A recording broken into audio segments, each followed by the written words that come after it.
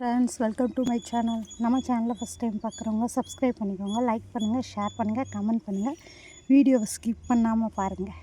Video லாஸ்ட்டில் ஒரு surprise இருக்குது.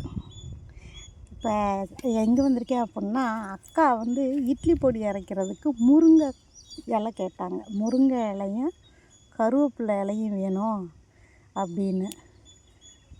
அதை பறிக்கிறதுக்காக வந்திருக்கேன். நல்ல தலையாக பறிச்சுட்டு போகணும், இல்லைன்னா அக்கா மண்டையில் கொட்டி விடுவாங்க. நிறைய பூ இருக்குது பாருங்கள் ஃப்ரெண்ட்ஸ். செடி என்னமோ குட்டிக்கோண்டு, ஆனால் அதில் பாருங்களேன், பூவும் சரி காயும் சரி எவ்வளோ நிறைய கிடக்குன்னு பாருங்கள். நான் ஆல்ரெடி ஒரு வீடியோ அப்லோட் பண்ணியிருக்கேன். இங்கே பாருங்கள், குட்டி குட்டி குட்டி செடி. அந்த செடியில் காய் நிறைய இருக்குது. இதில் இருக்கிற பூவை பறித்தா பொரியலே பண்ணிடலாம் போல் ஃப்ரெண்ட்ஸ். இங்கே பாருங்கள், இங்கே பாருங்கள், எவ்வளோ பூ இருக்குன்னு முருங்கைப்பூ.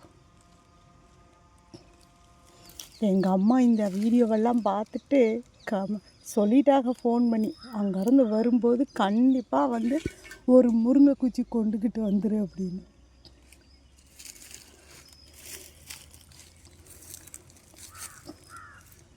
மறக்காமல் வீடியோவை ஸ்கிப் பண்ணாமல் பாருங்கள். வீடியோ லாஸ்ட் எண்டில் ஒரு அதிர்ச்சியான ஒரு செய்தி இருக்குது, காமிக்கிறேன்.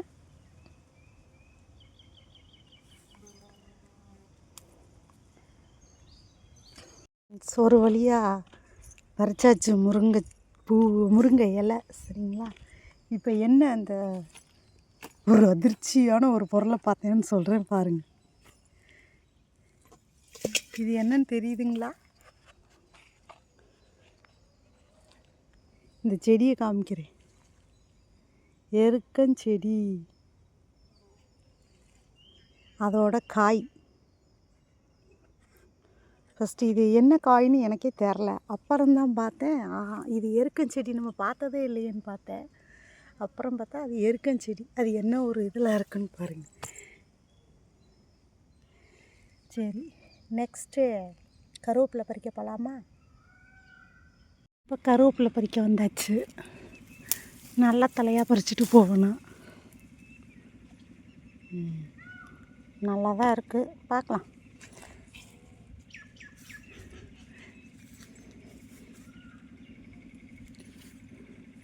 நல்லா தலையாக பறிக்கலாம் பார்த்தா எல்லாம் மேலேயே இருக்கே. இந்த பக்கம் போய் பார்க்கலாமா? நல்லா இருக்கு.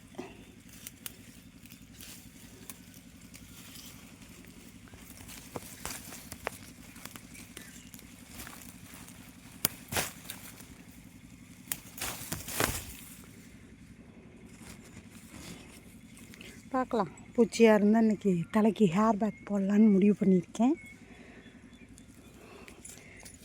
ஓகே, பறிச்சாச்சு, போதும், போகலாமா?